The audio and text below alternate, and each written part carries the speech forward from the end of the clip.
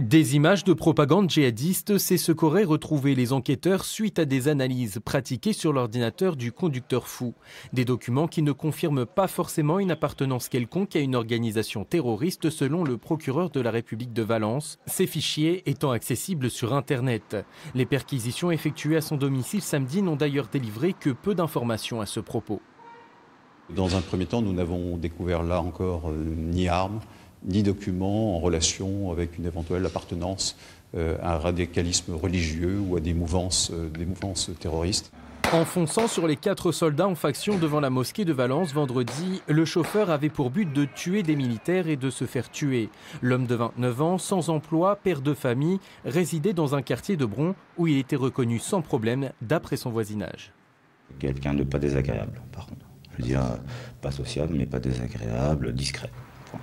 Inconnu des services de renseignement, le personnage fréquentait depuis peu la mosquée de Bron, mais avait pour habitude de se rendre sur le site de Valence lorsqu'il visitait sa belle famille. Un franco-tunisien, pratiquant mais non radicalisé, qui aurait agi seul. Après son audition, ses motivations sur l'attaque du 1er janvier restent confuses. Une information judiciaire sera ouverte aujourd'hui pour homicide volontaire ou assassinat si la préméditation est avérée.